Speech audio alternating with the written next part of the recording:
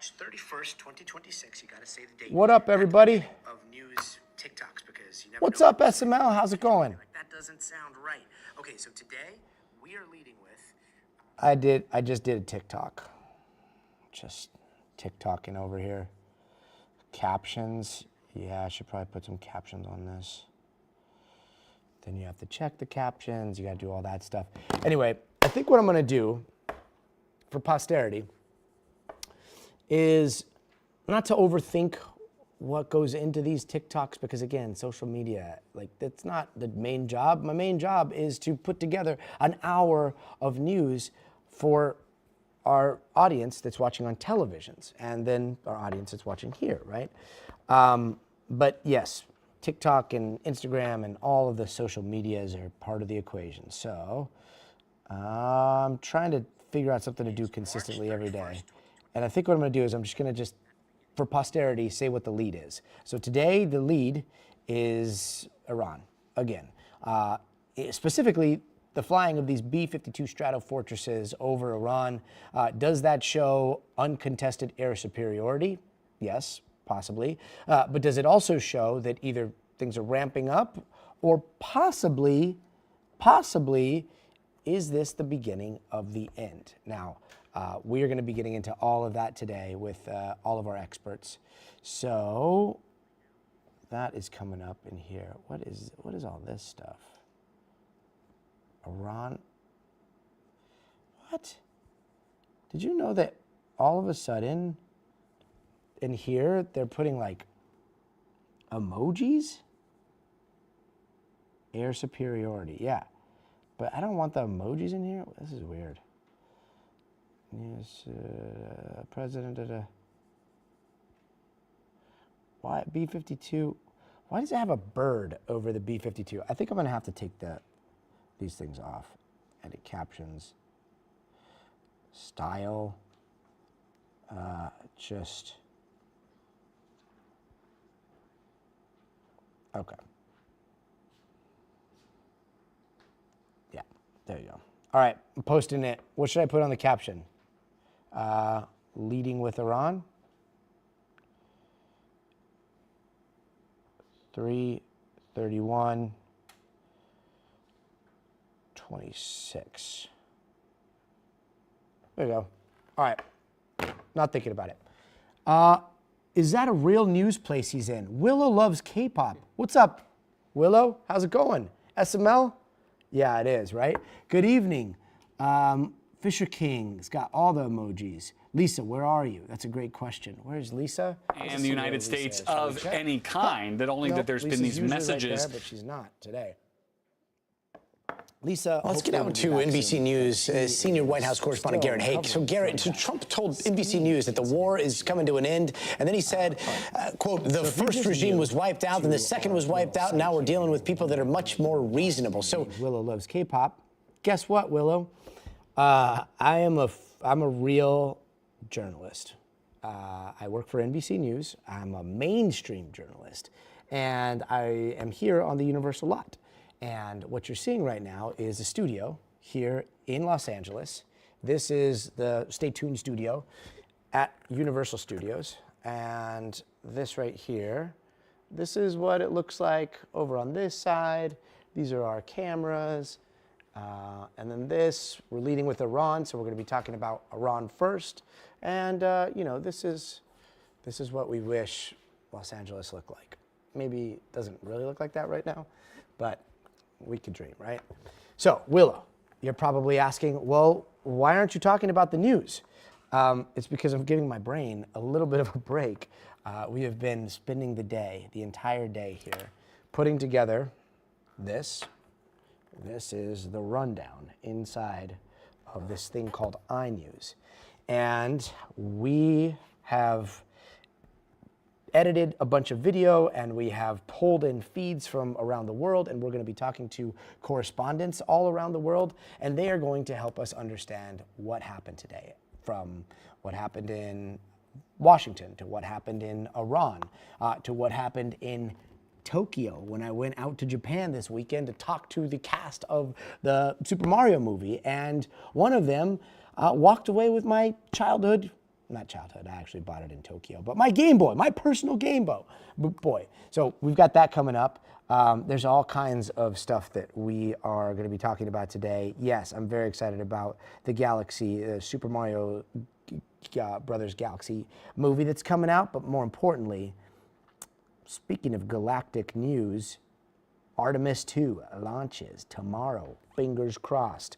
As long as everything goes according to plan, we will have liftoff sometime around now. So make sure to stay tuned for that. But Willow loves K-pop. Where are you? Palm trees palm trees. Yes, we have palm trees here. And you have palm trees in Florida, don't you, SML? What's up? How's it going, Reed? Reed's in Russia. And I think we got a newcomer. Willow loves K-pop. So in about 7 minutes, Willow, we hope you stick around for just a little bit longer, because in 7 minutes, what you're going to see is you're going to see an actual news show that looks like a recognizable news show. So I will hit this button, and then I'll come down here, and then I'll just watch the news with you. But the news that you're going to be watching is the show that we put on. And I'll be able to sit here, and occasionally I'll be able to look at the chat and see what you were saying about the news. And a lot of times it gets very, very spicy because news is somewhat divisive. But then during commercial breaks, we get to chat and we'll be able to talk. And if you have any questions about the news, you can ask them here. And sometimes during the segments, if you have a question for one of our guests or one of our experts and you shoot it out in the comment and I'm able to see it, then I will try to ask it on air. And you'll be like, hey, that's a great question. I'm glad I thought of it. So for all the people that are already here and have done that in the past, thank you. You know who you are. Let's see. Lisa's that he is addressing the nation tomorrow. I don't think so.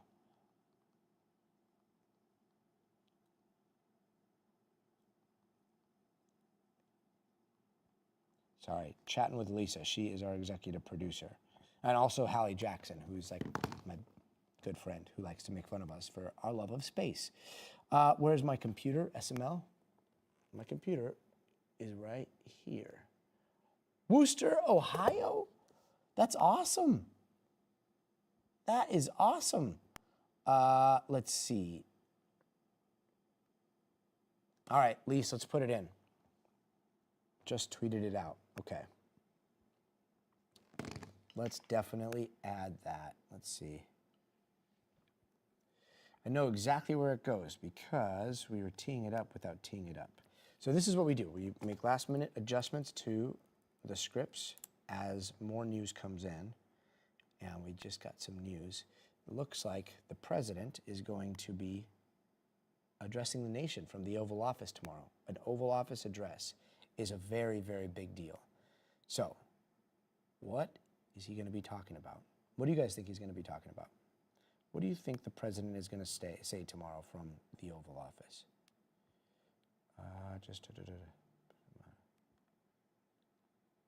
Yep. All right. Any guesses as to what we will hear from the Oval Office from the president tomorrow? Tomorrow evening. Again, it sounds like a primetime address, or at least, let's see, address the nation at 9 p.m. So, big news potentially coming tomorrow. We'll see. A thunderstorm tonight out there in Ohio. Oof, yeah. Man, I'm sorry. I hope it's bringing some much-needed rain, though. Lobato Cat says the ballroom. That is actually possible. He talks about it a lot. And, you know, they're going back and forth with this judge ruling, and he is not happy about it. You know what? We're going to talk to Garrett Hake about that today. We're going to ask Garrett Hake about that. Lobato, great question.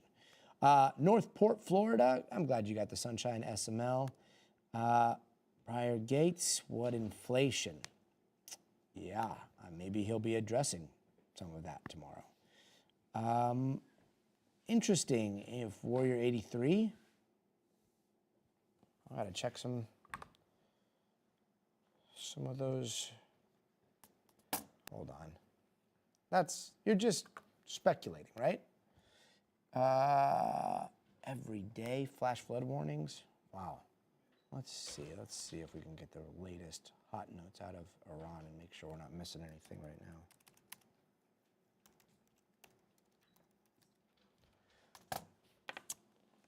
Any other guesses as to what the president might be talking about tomorrow in this Oval Office address? Again, you know, you see the president on television a lot. He takes more than any other president I've seen in history. He talks to the media. He allows reporters in. Yes, go ahead, Liz.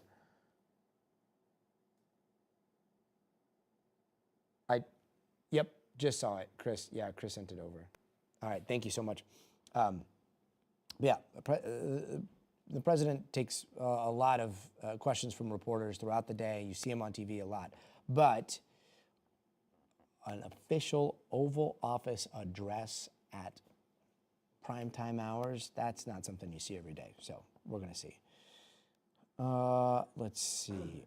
I don't know. Lobato Cat, that's an interesting possibility, but I don't know. I think it's more, we'll see. I have no idea what it's going to be. But speaking about, you know, diplomacy, like we're also going to be talking about his choice words for some of our allies. And that's obviously ruffling some feathers everywhere. He's basically telling the allies in Europe who are mad that they don't have access to jet fuel because of the Strait of Hormuz closing, that they should go get it and that they should use their armies to get it. So, you know, obviously that's a little touchy. We got 40 seconds till showtime. So I hope, Willow, you're still around because you're about to see what the news looks like. And I promise we worked really hard to put it together. So I hope you stick around. It's an hour long. Oh, AF Warrior 83. Good to know. Just making sure. Okay, 15 seconds. So this is a part where I come over here, stand up, right? We're in this position. You're gonna be back at the wall. Okay, back at the wall. Big mic over here. What's up, chat? What's up, chat? All right, so 1 minute. here we go. Hey guys, it's Scotty Schwartz, and tonight the Pentagon says it is sending B-52 bombers directly over Iranian territory for the first time since the start of the war. The upcoming days will be decisive. Iran knows that, and there's almost nothing they can militarily do about it. But is this a sign that the war is still ramping up or the beginning of the end? Meanwhile, back at home, the U.S. average price of gas just hit $4 a gallon. Then a U.S. journalist has been kidnapped in Iraq. We're going to have the latest on the mission to track her down, plus new details on Tiger Woods' DUI arrest, including the pills he allegedly had in his pocket at the time of his crash. And we are less than 24 hours away from sending astronauts back to the moon, and it's about time. Everything you need to know about the Artemis 2 lunar mission. And mamma mia, the cast of Super Mario Galaxy is here, and they are ready to level up to see who's gonna win my personal Game Boy. Mario, if he was 25 in 1985, he'd be like 65, pushing 70. Does that blow your mind? It feels like it's been around even longer than 40 years. It does. It's such a cultural phenomenon.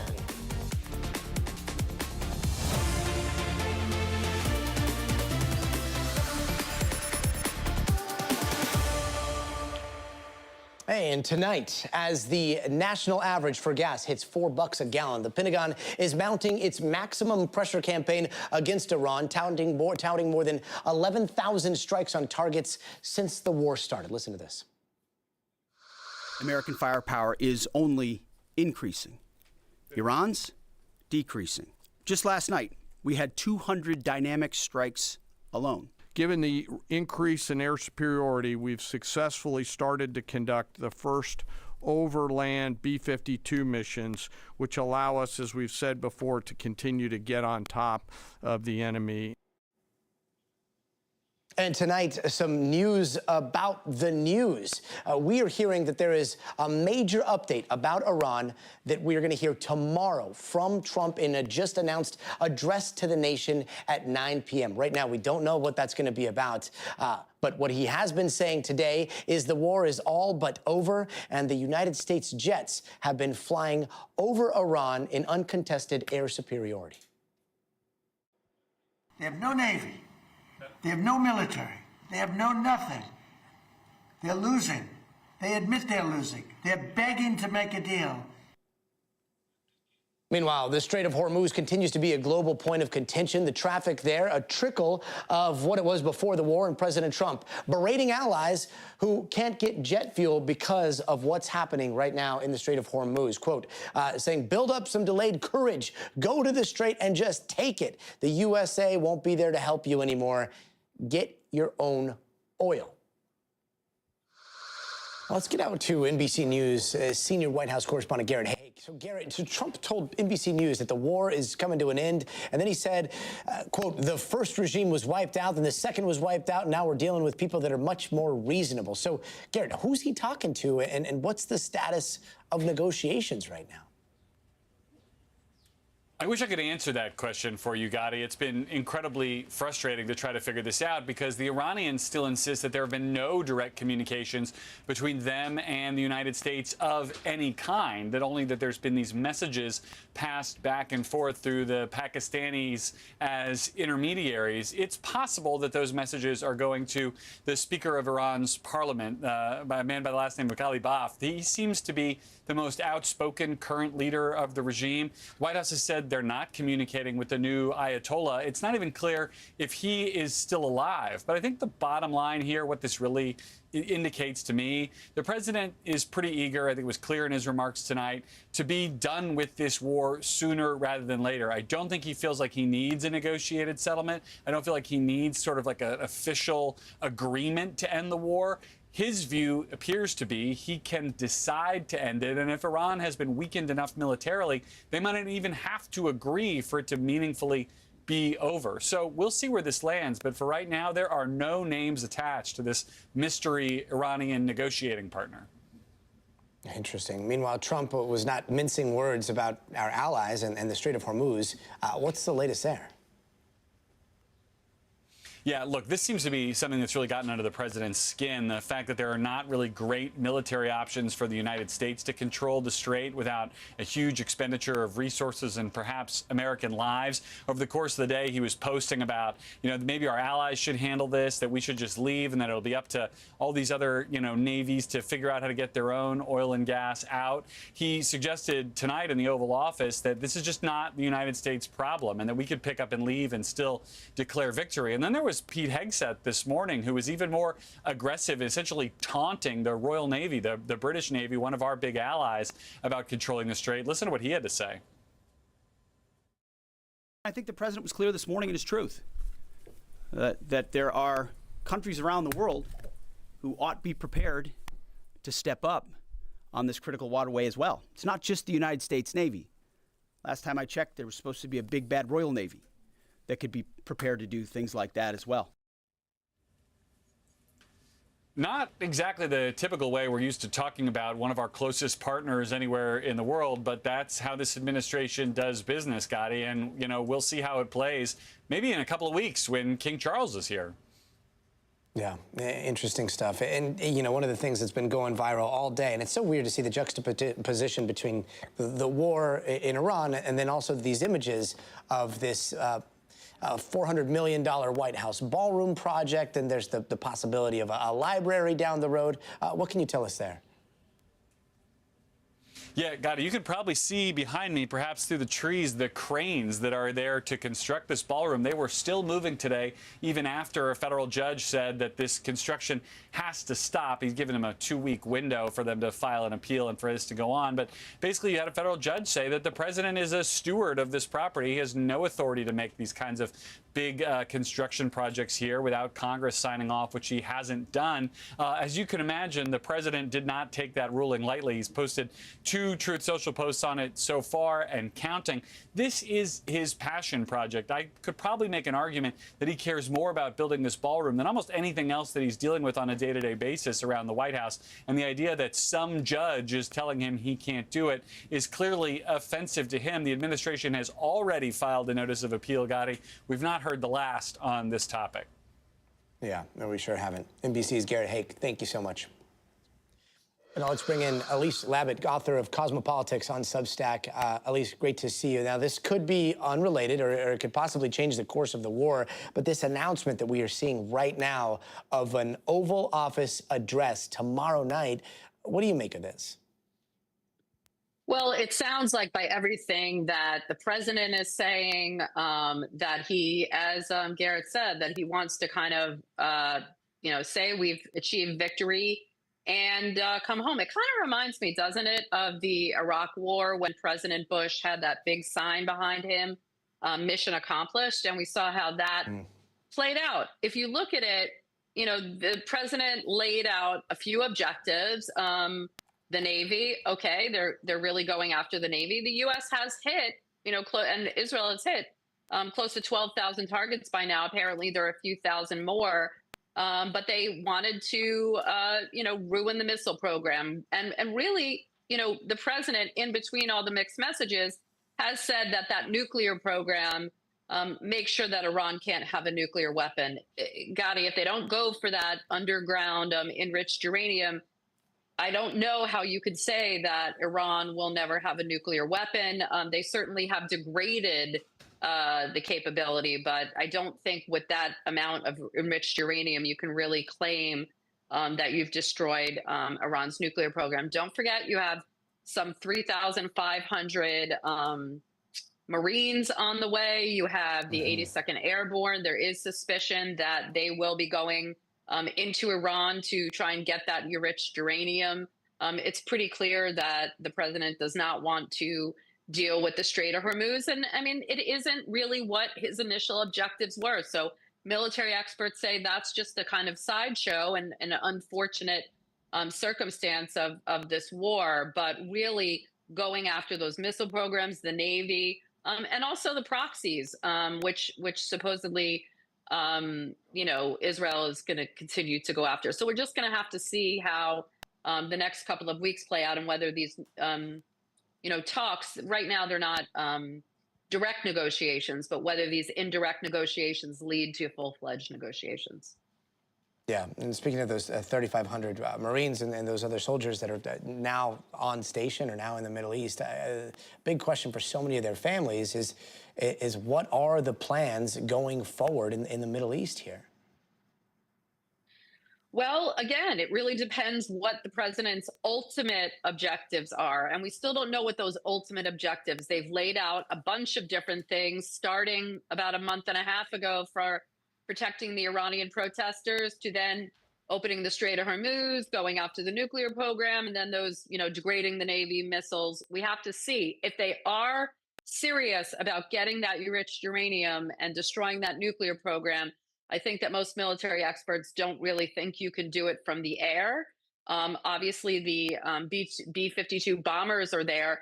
That carries, tens of thousands of pounds of ordnances and big bombs and what they call JDAMs, which are, very precise ammunition systems that can fly in at a lower range and can certainly attack nuclear sites. But could they go after that enriched uranium underground?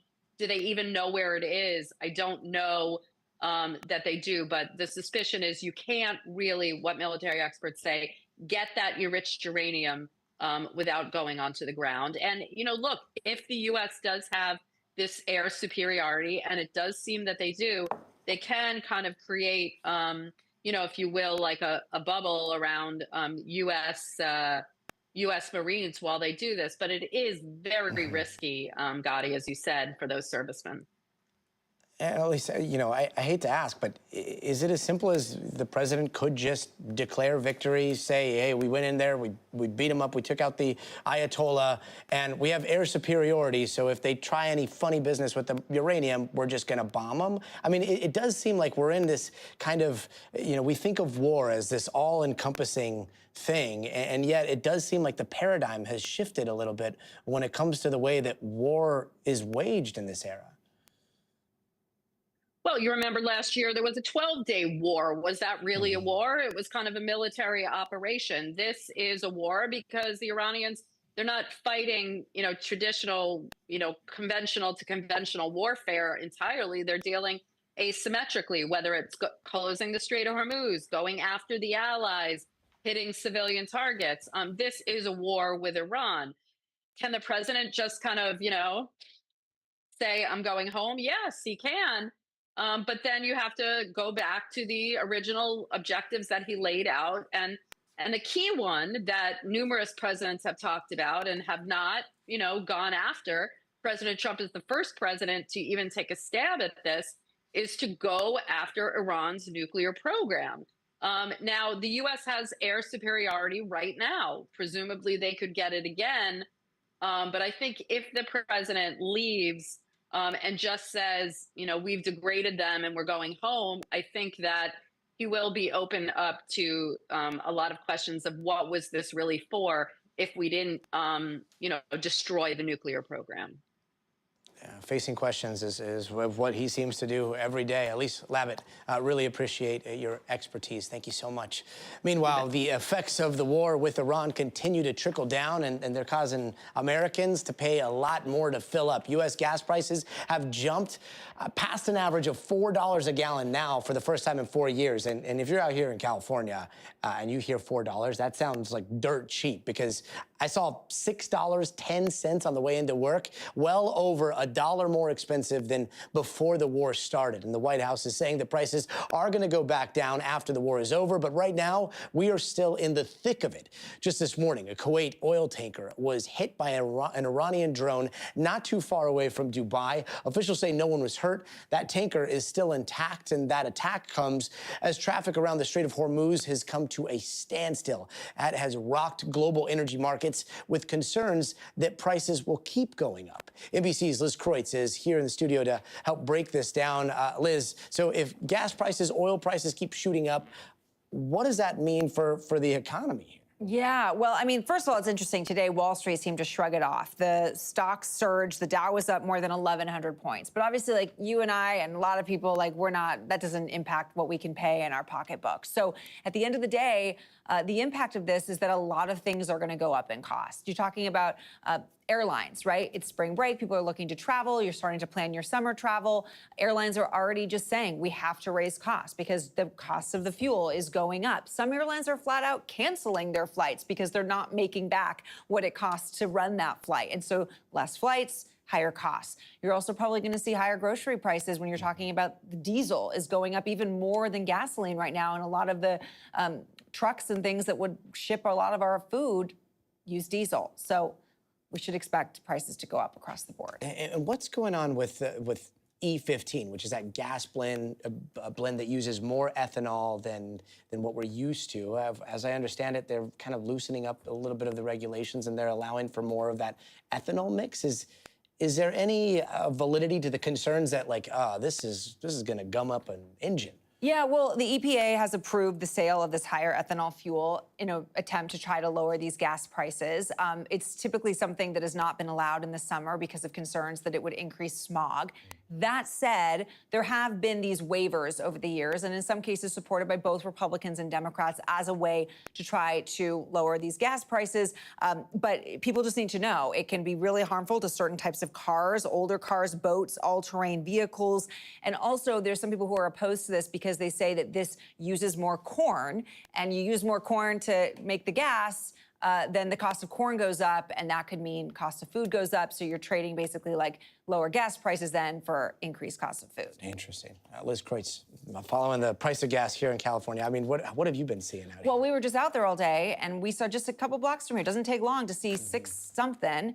And I mean, it's pretty wild. We were talking to people who were telling us that it took them $125 to fill up their tank of gas. Now it's like up to $200. Jeez, yeah. Yikes. Liz Kreutz, thank you so much. Yep. Meanwhile, an American journalist was kidnapped, according to local officials, and NBC News international correspondent Raf Sanchez has more on this harrowing story. Tonight, this video showing the moment American journalist Shelley Kittleson is kidnapped in Baghdad by suspected Iranian-backed militants. Iraq's Interior Ministry tells us this silver car pulled up as Kittleson was waiting on the side of the road. Two men bundle her into the back seat, and seconds later, it drives off. Authorities say security forces chased the kidnapper's vehicle, which crashed and was badly damaged. But some of the men escaped with Kittleson. One suspect arrested. The State Department says they have ties to Kitab Hezbollah, a militia supported by Iran. Efforts are ongoing to secure the release of the kidnapped journalist, Iraq's government says. Kittleson has extensive experience reporting in the Middle East. You need to develop that gut feeling and you need to follow it. The Al Monitor website, which she writes for, saying, "We call for her safe and immediate release." Kitab Hezbollah has a long history of kidnappings, holding Princeton researcher Elizabeth Zirkov for 903 days before the Trump administration negotiated her release last year. And the State Department says they warned the journalist about threats made against her while she was in Iraq, and the FBI is now involved in the case. NBC's Raf Sanchez, thank you so much. Meanwhile, the countdown is officially on. We are T-minus 24 hours until the window opens for the launch of Artemis 2. NASA leaders saying today that the weather's looking pretty good, like an 80% chance of a go, and they are feeling very, very optimistic. Tomorrow looks to be the best. Other days hit and miss, but still pretty good. There's nothing here that is screaming a no-go for the entirety of the window for any one of these attempts. All right, so for the first time since 1972, 4 astronauts are going to hopefully get a view of the moon very close. They're not going to land on the moon, but instead they're going to go around Earth a couple of times, and then they're going to slingshot around the backside of the moon. They're picking up speed all the way, and then they're going to be flying back to Earth before they splash down in the Pacific Ocean near San Diego. So much at stake here. And with the big plans on the line, the long-term goal to build a base on the moon. NASA's top official is saying that Artemis 2 is actually kind of like Act 1. We're about to make our return to the moon, and this time to stay. Artemis 2 is the opening act. It's a test mission, right? No humans have ever flown on that rocket before. Our 4 astronauts will go out, put the spacecraft through its paces. And joining us now is retired NASA astronaut Jose Hernandez. Jose, great to see you. There's officially 24 hours left to go. Take us through those exciting moments as an astronaut. Like, what is going through their mind? Well, you know, it's kind of like I always equate it to you prepare for a final and you feel ready, and yet there's 2 days before you take the final. You want those 2 days to come so that you can go off and execute your final. In this case, go up into space would be the final. Yeah, in this case, your final is getting on top of a building-sized rocket, and then somebody lights it, and then you ride flames and thrust up into outer space. Sign me up for that class, please. This mission, it's not going to touch down on the moon, but it's going to go around the moon. How much do you think we're going to see live? Because, you know, I got to say, like, we still live in an age where people, there's a lot of deniers, a lot of people that don't think that we actually landed on the moon. And I'm hoping that this is the time where you could be like, no, watch, HGD. I know there's, you know, like deep fakes out there, but like, we've got the telemetry, we've got all of it. Like, can we get on the same page, do you think, with this? Yes. I think so. I think we'll finally quiet down the naysayers. And, you know, look, there's still flat earthers out there. And yet we go to I've made 217 revolutions around the earth on my space shuttle mission. So you're never going to remove a lot of the doubters unless they go by themselves, right? But no, it's great. This is an important mission. It's a test mission. We're going to test out the Orion, the service module, life support systems, the communication systems. It's going to go around the moon. We're going to have beautiful close-ups, and then we're going to come back after 10 days, splash down off the coast of San Diego. I love it. I love any splashdown on the West Coast. That is, you know, historic in and of itself. The crew, they're going to be the first in this Orion space capsule, but the space capsule, it's already like, we know that it works, right? This Orion space capsule, we've already done a dry run without any humans in it, and all the life support systems, those worked flawlessly, right? That's correct. But the heat shields on the return had some damage to it. So that's going to be a moment of truth there when it splashes down again with the fixes that we made. We're very confident, modeling is very confident that we fixed everything, but it's still a level of concern. Okay, so heat shields, we had heat shield issues, we had some helium issues, and some leaks. Does it seem like everything has been completely ironed out? I think so. I think all the technical issues have been addressed to the satisfaction of his safety panel, and so we're good to go. I think it's time for us to go. Remember that Artemis 3 next year is going to orbit around Earth to test out the lunar lander systems from our commercial partners, and then Artemis 4 and 5. It's going to land in the south, near the south pole of the moon, and we're going to basically stake out a place where we can develop a long-duration outpost to test technologies that are going to be used ultimately to go to Mars and beyond.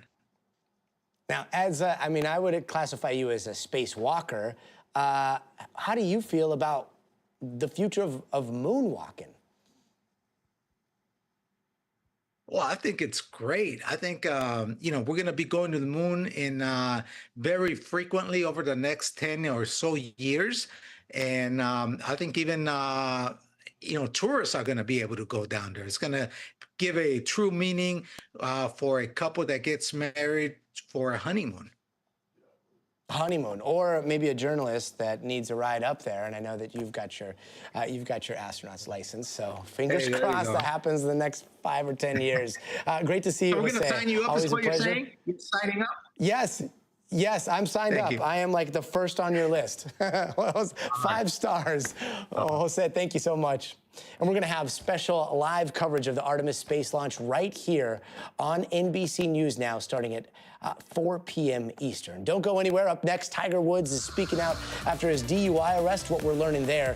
Plus, one of the last people to walk on the moon is going to sit down with NBC's Aaron Gilchrist as the Artemis 2 mission gets ready to usher in a new era of space exploration. Stay tuned for that.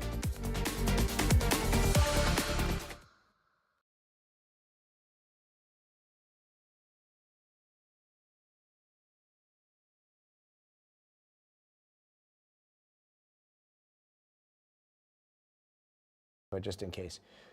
All right, what up, chat? What's up, guys? That was a fun segment. Let's see. What do I think about Tyler Robinson? I need to check. I need to read more. SSJ.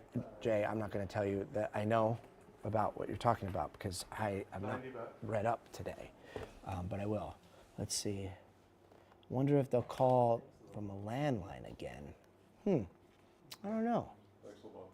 But yeah, the sound is gone. See, I can mute sometimes when we're talking about technical stuff.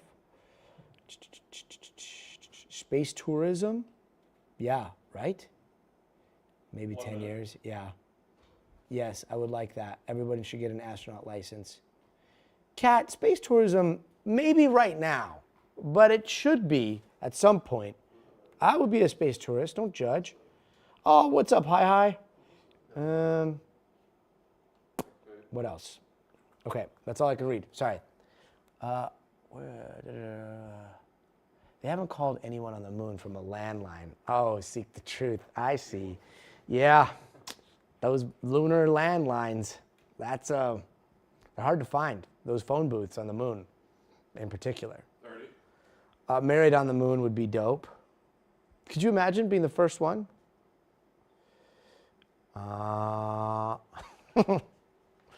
Lando, I thought you already were, my guy. 10. All right, 10 seconds. Here we come. Back to the show. 4, 3. Hey, welcome back. Here are some other headlines we are watching tonight. The LaGuardia Airport controller staffing might have violated procedure that night of the deadly Air Canada crash. There's this new document that reportedly says if the controller was performing both air and ground duties, that would go against the tower's standard operating procedures.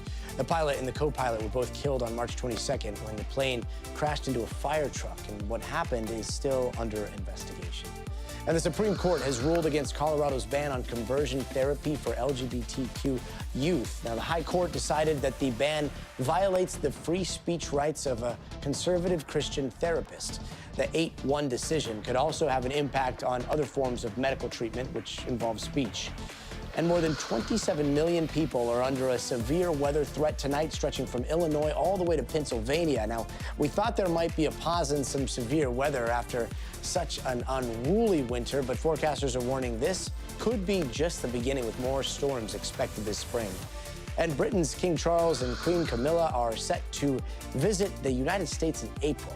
Now, this visit marks the 250th anniversary of the Declaration of Independence and will be Charles's first trip to the U.S. as king and the first by a British monarch since Queen Elizabeth's last visit in 2007.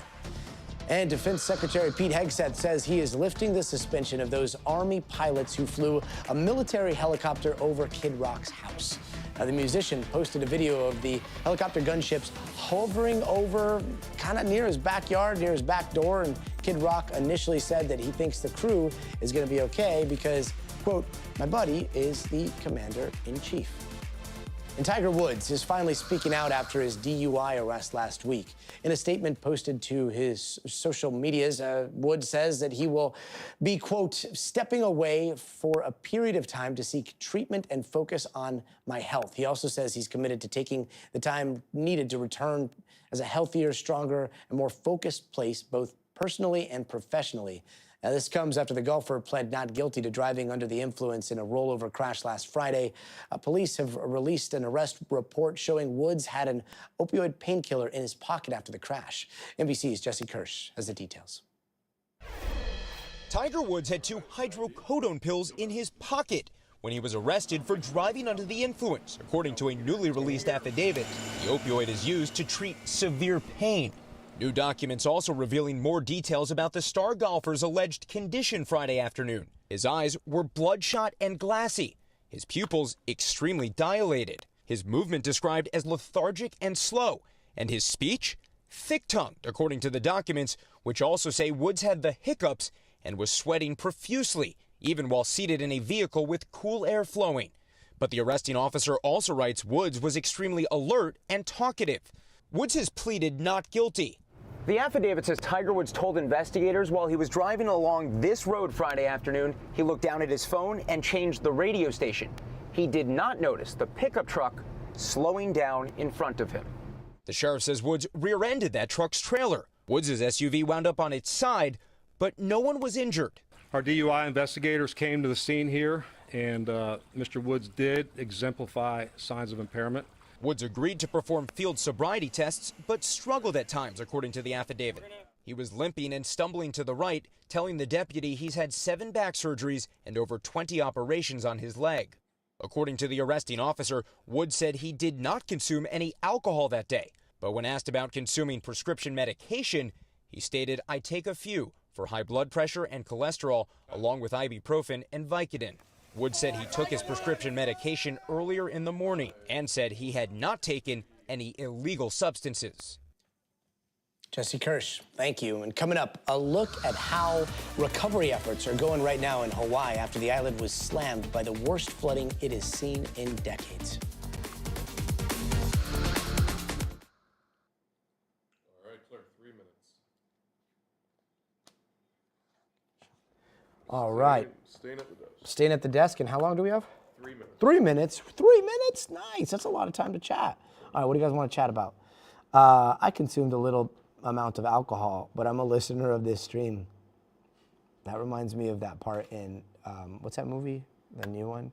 Where Benicio del Toro is like, I've had a few small ones, or whatever he says when he's like, you know, that's my favorite part. Cold sweats. Yikes. 3 minutes. Can you guys just get along over here? Let's see, what else? Martian sequel? Let's go for sure. Yes. You know what, Nolan? I think we should. Let me see what we got in our system.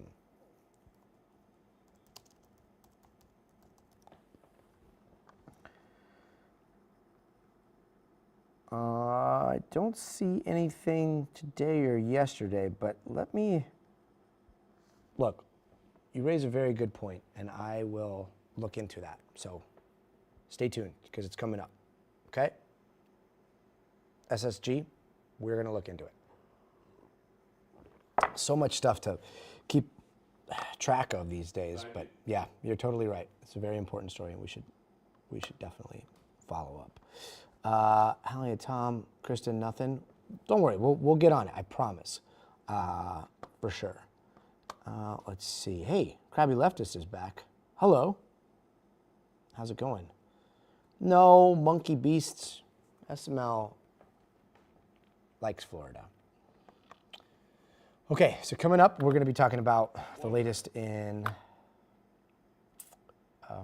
Hawaii. And yeah, the weather, even in the Midwest right now, is crazy. I don't know if Willow's still around.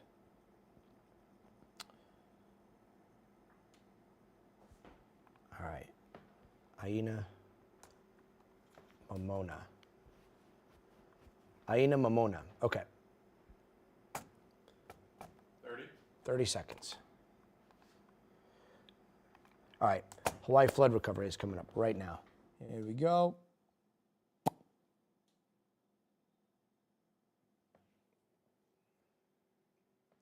Hey, Lise, I'm sure you saw, but SSJ Nolan has a really good idea for a follow-up.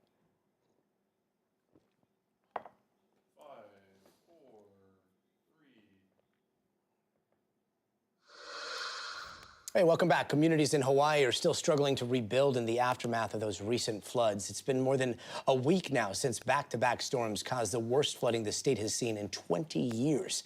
Thousands had to evacuate as heavy rain destroyed homes and businesses, and crews are working across the islands to remove debris as volunteers organize donation centers for those impacted. Officials estimate over $1 billion in damage so far. Joining us now is a program manager for Aina Mamona, Kayla Shaw. Kayla, thank you so much for being with us. Your organization has been organizing flood relief efforts. What's the latest on the ground there in Oahu? Hi, we're actually located on Molokai, and we're sandwiched in between Oahu and Maui. So we've actually seen impacts here on our island, which is a very rural island. So you know, a lot of the things that we're dealing with right now is making sure that our community can get the resources they need. We don't have any large box stores here on this island. We're very limited. And so we've been relying heavily on the community, who has been incredible in getting things over to our victims here by boat. Everything that we are experiencing right now in our recovery is purely community driven, and we've got a lot of work to do here. There's tons of damage to infrastructure, farms, all of the above. Yeah, we see so many of these videos. Like, we're showing these videos from Oahu. There's been so much focus on the North Shore, so much focus on so much of the damage that's happened, and yet a lot of times people forget about the outer islands and the logistics that go into providing relief there, right? Absolutely. Yeah, we haven't had much coverage.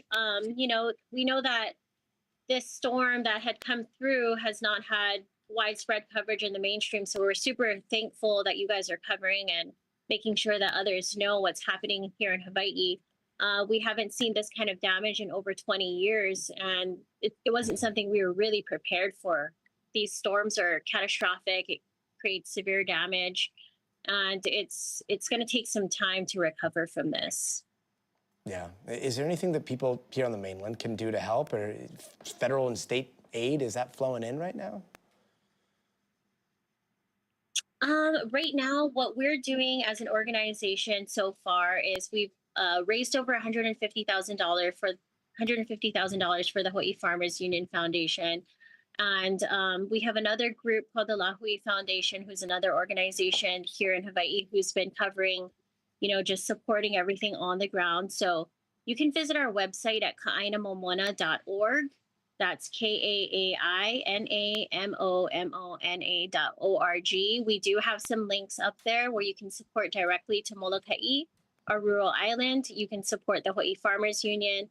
And we do have an extension site that's located on Kaneohe, which is on Oahu, and they've sustained terrible damage. You know, because I'm going to go back into focusing on Molokai a little bit, because I know that, you know, we're we're a smaller island, and our organization is based here. But I just wanted to talk a little bit about that and share that, you know, we would like to highlight our island and the support that we need here. So if you guys feel the need to or the want to reach out and help, you can visit our website. Amazing. Kayla Shaw, thank you so much for keeping the focus on those that are often forgotten in these types of situations. And again, those outer islands are so important. Thanks so much. And coming up in the future of everything, the road to Artemis 2, a look at what's led to this historic moment as we are less than 24 hours away now from sending humans back to the orbit of the moon. All right. What was it? You're right. Okay. 90. 90 seconds. We got 90 seconds. We got 90 seconds. Lisa's back in the chat. Very busy today. Getting ready for Artemis tomorrow. Yeah. How long is that prep document that they sent us for Artemis that I know you've been pouring through because you're not a space nerd, so you actually have to do all this research? Let's see. Super Mario Galaxy movie is coming up. That's right. We went to Tokyo and we got to hang out with all of them. And Betty Safdie has my Game Boy because he won it, fair and square.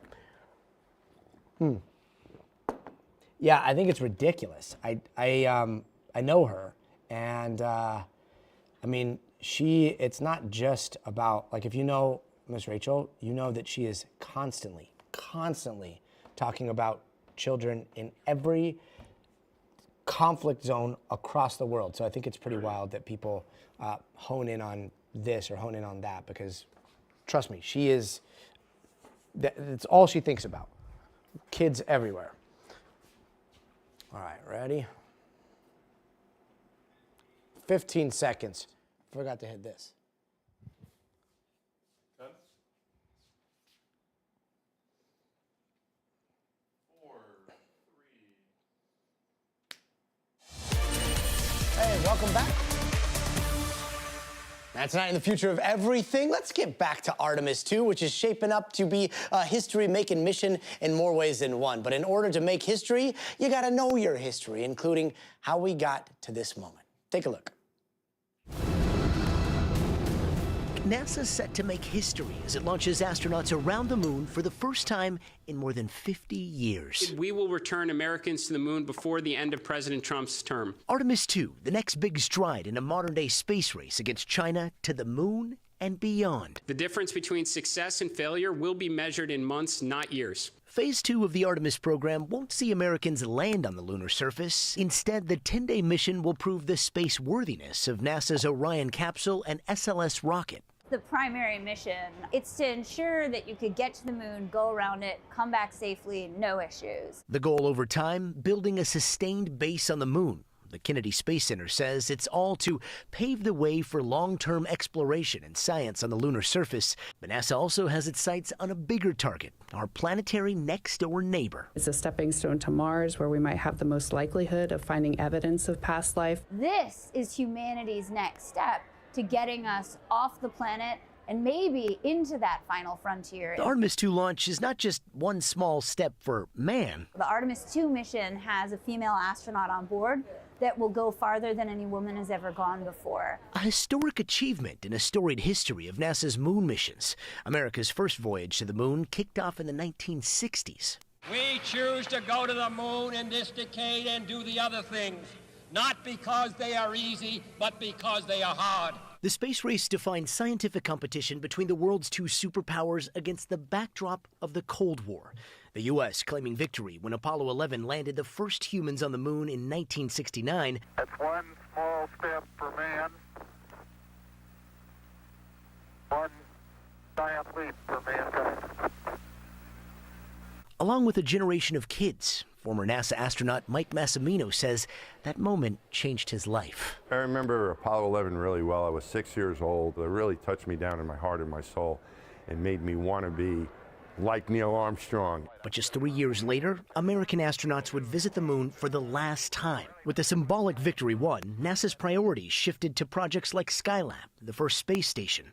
We've gone for main engine start. We have main engine start. Then came the Space Shuttle, a reusable craft that launched the Hubble Space Telescope and helped build the International Space Station. And more than 3 decades after watching Neil Armstrong take his small step, Massimino achieved his childhood dream, flying 2 missions aboard the Space Shuttle. But as robotic technology advanced in the 21st century, NASA focused on landing remote rovers on the surface of Mars. Spirit is expected to roam the Martian surface for about 90 days. Then the private spaceflight boom of the 2010s, making trips to Earth's orbit cheaper and more common. Falcon 9 rocket as NASA turns to the private sector, allowing NASA to once again set its sights a little bit higher. But Artemis's road to the moon hasn't been smooth. The program has been delayed, gone over budget, and faced criticisms that it's a waste of money and resources. But to Massimino, the value of returning to the moon is incalculable. I think this is a real opportunity for young people to see what's possible and may change the direction of their life, just like the Apollo 11 mission did for me. And with the prospect of humanity taking that giant leap yet again, all eyes are on the skies as Artemis blasts off. So excited for Artemis 2. And how about that Mike Massimino origin story, right? As Artemis 2 preps for the moon, only a handful of people here on Earth know what the mission to the moon will be like. And 54 years ago, NASA's Apollo 17 mission sent 2 astronauts to walk on the moon. They were the last human beings to do it. One of those astronauts, you see him planting that American flag. He spoke to NBC's Aaron Gilchrist to talk about this new era of space exploration. Take a look at this.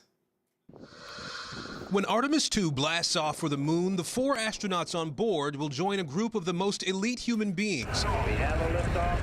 Only 6 other living people have been to the moon and back. I just walked up here and I saw this unusual slight coloration in the surface. Harrison Jack Schmitt has the distinction of being the last man to step onto the lunar surface. Apollo 17 astronauts Gene Cernan and Jack Schmitt are on the moon. We were in a valley on the moon deeper than the Grand Canyon. That's a little bit hard to fathom. At 37 years old, Schmitt, a geologist, became the first scientist to visit the moon, a part of Apollo 17, along with Gene Cernan and Ron Evans. I got 83%. Over the 12-day mission, Schmitt would spend 22 hours working on the surface during 3 expeditions. What do you think were the biggest lessons learned? We're learning about the sun and about the Earth at the same time. Understanding the constructs on the moon, we're learning more about the Earth and about the sun. The moon's been out there recording whatever the sun decided to do for 4.5 billion years.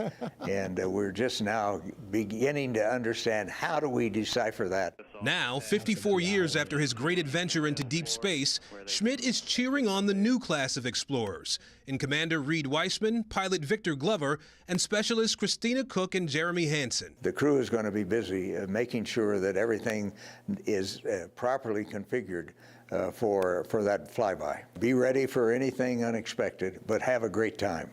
Enjoy it. That's the main advice, is enjoy the mission. These days, Schmitt can't help but be nostalgic. His crewmates passed away years ago, but even at 90 years old now, the memories of his Star Trek shine bright. This orange soil turns out to be volcanic ash that erupted about 3.6 billion years ago on the moon. 250,000 miles from home, walking on the moon, planting an American flag, extracting more than 200 pounds of lunar samples, Get away down there. including a moon rock housed near Schmitt's home at the New Mexico Natural History Museum. The sparkling, I just noticed, the sparkles, that's the surfaces of this mineral ilmenite. Not long after Schmitt returned home, moon rocks were gifted to all 50 states, lunar educational ambassadors. When I'm talking to young people, having a sample that they can look at and I can talk to is very important for making it real to them. I was strolling on the moon one day. Even as he was making history, Schmitt was also looking toward the future. There's part of the recording of your time on the lunar surface where you said to Gene Cernan, Well, I tell you, Gene, I think next generation ought to accept this as a challenge. To see them leave footsteps like these someday.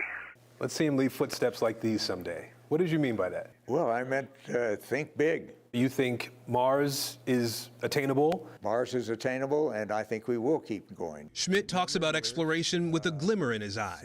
Even after all these years, the final frontier is still exciting. What do you see and think when you look up into the night sky? I notice the moon more than I recall ever noticing it before. When Teresa, my wife, and I are out and the full moon starts to come over the Sandias, it's really a very special experience. Oh, man, the glimmer is still right there. Joining us now is NBC's Aaron Gilchrist, who is at the Kennedy Space Center. You have had the best a week. I mean, when Schmidt was on the moon, it's so interesting to hear you ask him about that moment where he was talking about a future generation. That was at the height of the Cold War space race, and the 4 Artemis II astronauts, I think they weren't even born yet. What does this generation of astronauts look like, and how do they see him? You know, it's interesting. You make a good point. I think, you know, nobody under like 55 will think of going to the moon as something that they've witnessed, right? We know it's history book stuff for most people now. And so we've got this generation of young people coming up and this generation of new astronauts who are going to be following in the footsteps of people like Jack Schmidt. And he's very much you know, backing them, right? He told me about all the astronaut classes over the years that have come out to New Mexico to study rocks, to understand these geological formations that are likely to be found on the moon, and how he's invited them all to his home. He and his wife have had them over for dinner every time there's a group that comes out there, because he wants to be connected with these future astronauts, and they can learn from him based on his experience. Yeah, and I gotta say, there is something about the New Mexico sky when you look up and you see all of those stars. It is something truly, truly magical. I can't wait to see what tomorrow looks like. I know you're out there, Aaron, and yeah, countdown begins pretty soon here. Be ready for anything, I think he said, but enjoy it. What words to live by. Aaron Gilchrist, thank you so much. And still to come, Mario and Luigi are coming back to the big screen, and we got a first look at what to expect from their newest intergalactic adventure. But first, you got to see this. What started as an ordinary day on the water quickly turned into something extraordinary out in San Francisco. A windsurfer was seen cruising across the water. What? Oh, duh, that's a huge whale. That was a whale that came to the surface, launching him into the water. Safe to say that guy definitely had a whale of a day. We'll be right back. Clear. Great show. Great show. Great show, everybody. All right. So if you want to watch the rest of the show, turn it on the TV, because we still have not figured out how to OBS the stuff, all the stuff. But yeah, the Super Mario story that we've got is coming up right now. Let's see. SML, I know. I hope he's not. We're not paying him. I don't think he's being paid. I think SML just likes to chat in here. Buzz Aldrin's still alive. What, Tina? I was just about to sign off and be like, well, I guess Tina's not hanging out today. Great to see you. Sign me up too. Let's see. Jay, what's up, Jay? Yes, Mr. Kablam. OBS Studios. We're just doing a lot of experimenting over here. So yeah, we're using OBS and some other stuff that our boy Kevin cooked up behind the scenes. Maybe they can photo some footprints on the next mission for the conspiracy. Well, I'm hoping that this finally puts all of that to rest. Jammy Jam, thanks for sharing the stream. Let's see. And hi, thanks for watching on Twitch. Okay, guys. Tomorrow is a big day. I think I might fire this up like early on, right? We should. We'll just put it up, see how it does. Artemis time.